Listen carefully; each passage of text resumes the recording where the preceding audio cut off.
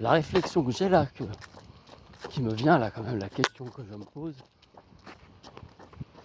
c'est qu'est-ce qui fait que j'ai envie d'aimer une femme plus qu'une autre. Et alors en même temps, qu'est-ce qui fait qu'avec cette femme, je ne suis pas rassuré qu'elle est avec moi, alors qu'elle est avec moi, et quand on est ensemble, c'est génial. Il y a quand même un truc, un mystère là.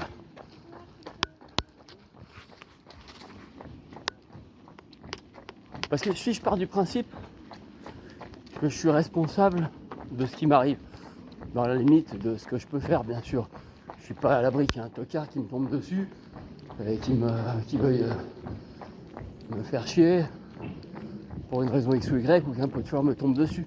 Mais quand bien même le pot de fleurs, j'avais qu'à peut-être changer d'itinéraire, éviter de passer à un endroit où il y a un pot de fleurs qui risque de me tomber dessus. Et puis peut-être que le mec, c'est que j'aurais peut-être pu agir autrement, dégager une autre. Bon bref. Mais sorti de là, je suis quand même. Si je pars du principe donc que je suis responsable de ce qui m'arrive, et que j'assume toute la responsabilité pleine et entière de ce que je vis, en tout cas de comment j'ai réagi. Si je pose le problème bien, j'ai une copine, on s'est rencontrés, une femme on va dire, pas une copine, une femme, avec qui j'ai une relation intime, qui dure depuis un certain temps, même si elle est en pointillé. C'est ma responsabilité, d'accord ? C'est ma responsabilité. C'est pas la responsabilité d'un autre, c'est la mienne. Elle a sa part de responsabilité dedans aussi. Mais moi j'ai la mienne. Et donc là il y a un truc quand même. C'est que ce qui se poursuit dans cette relation, la route que prend cette relation, l'évolution de cette relation, elle dépend de moi, de mon attitude, de mon comportement. Ça c'est indéniable. Tu peux y prendre par tous les bouts, c'est comme ça. Et évidemment, du comportement de la femme en face, ou à côté, ou de la partenaire, de ma partenaire. Et puis, dans une moindre mesure, ou dans une autre mesure, de l'environnement. Propice, moins propice, toutes ces caractéristiques propres. Et puis alors, de l'état émotionnel de tous ces gens-là, toutes ces interactions, toutes ces parties prenantes. Mais qu'est-ce qui fait que moi, je reste attaché à cette femme et que j'ai envie de continuer l'attachement et que j'ai envie de l'aimer alors que j'en souffre parce que j'ai l'impression qu'elle m'abandonne, alors même qu'en fait elle ne m'abandonne pas réellement, simplement elle vit sa vie, parce que le seul moyen de vivre sa vie, c'est quand même pas d'être collé avec un autre partenaire toute la journée. Le seul moyen de vivre, c'est de prendre son temps pour vivre sa vie. Ok ? Oui d'accord, mais alors qu'est-ce qui fait que parfois on a envie de se voir ? Le désir, parce qu'on a une proximité, parce qu'on sait qu'ensemble ça vibre bien, il y a une bonne vibration. D'ailleurs peut-être c'est ça la clé, c'est la bonne vibration.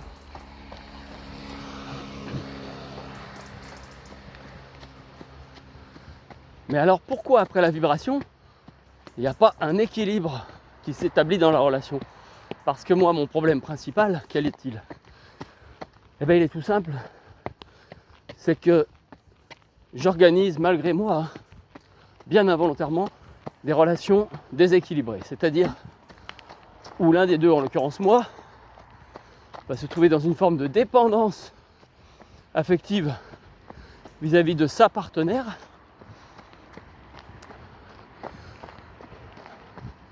dans une espèce d'attente, de demande un peu needy. Alors, ça se met pas en place au début parce que je suis habitué, je me connais, et donc j'ai mis en place des techniques. J'ai une certaine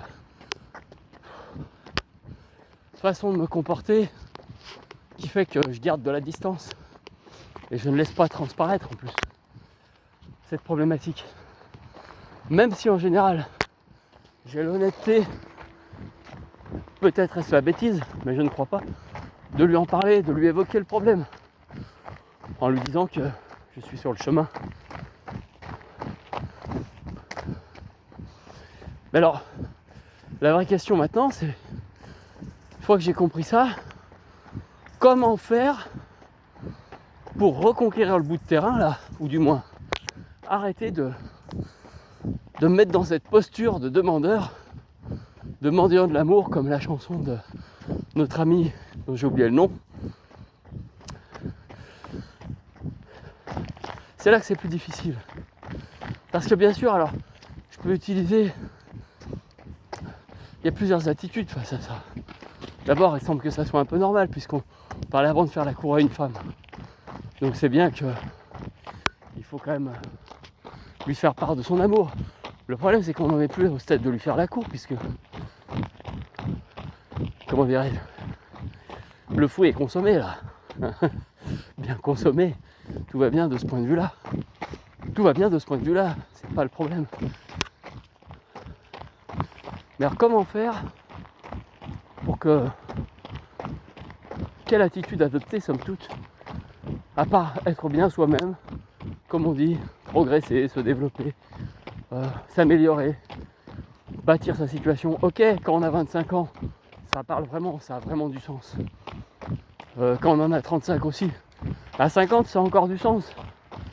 Mais plus tout à fait le même. Un peu différent quand même. D'abord, on n'a plus normalement spécialement d'enfants à faire. Mais il faut toujours progresser, toujours se développer, bien sûr. Toujours se comprendre.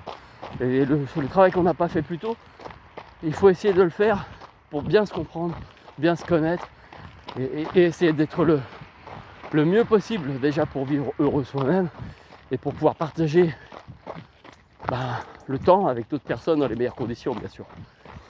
Y compris sa partenaire et les éventuels amis ou interactions sociales qu'on peut avoir. Mais quand on commence à glisser un peu là, sur cette pente, on est un peu entre guillemets needy. Mais comment faire pour regagner du terrain? Est-ce que c'est les techniques qu'on nous dit, qui viennent soit du stoïcisme, soit de certains influenceurs type No Limit que j'affecte beaucoup, Dave, j'affectionne beaucoup, je veux dire que je trouve ce mec il est extraordinaire quoi. Il explique bien aux jeunes le complexe un peu de la relation homme-femme, avec la tension qu'il faut y mettre dedans, pour pas se faire laisser mener par le bout du nez par les femmes qui ont dans leur histoire tout un fonctionnement d'analyse, de suranalyse et de tests pour nous rendre un peu dociles entre guillemets, hein, et valoir si on vaut le coup, si on est le bon parti entre guillemets. Est-ce que c'est ça la stratégie? Le silence, essayer d'imposer un silence dans l'histoire, dans l'idée de regagner un peu d'être plus rare et de regagner un peu de grandeur par ce seul silence. Peut-être s'il est impulsé sur une bonne vibe, avec une bonne énergie, oui. Mais moi je pense pas que c'est imposer un silence. Je pense plutôt que c'est effectivement se reconstruire, rebâtir, reprendre son métier, reprendre son chemin, sa route, son footing, tout ce qu'on a à faire. J'ai trop chaud. Tout ce qui s'ensuit. Et de là s'ensuit un silence parce qu'on n'a pas le temps. Là d'accord, c'est une bonne vibe, pourquoi pas. Et encore. Mais est-ce que c'est vraiment ça qu'on veut? Est-ce que c'est vraiment ce qui plaît comme vibe? Moi en réalité, je trouve c'est chouette d'attendre. Mais c'est un peu une attente passive. Et pour quelqu'un d'anxieux comme moi, qui a peur de l'abandon, qui a peur, qui a une forme d'attachement un peu anxieux dès qu'il y a un laisser tomber, ce qui ne manque pas d'arriver dans toute relation avec les femmes, c'est pas très satisfaisant parce que ça a le don de renforcer l'anxiété. Sauf le moment où vraiment on est convaincu et qu'on tourne la page de la relation, en disant j'arrête cette relation, j'abandonne cette relation, je laisse tomber cette relation, je ferme la porte, voilà, j'arrête quoi. Pourquoi? Parce que là à ce moment-là, il n'y a plus rien à attendre, tu es détendu et tu peux commencer à rentrer dans la phase d'acceptation que c'est terminé. Mais tant que tu n'as pas démarré cette acceptation et que tu ne la renouvelles pas tous les jours,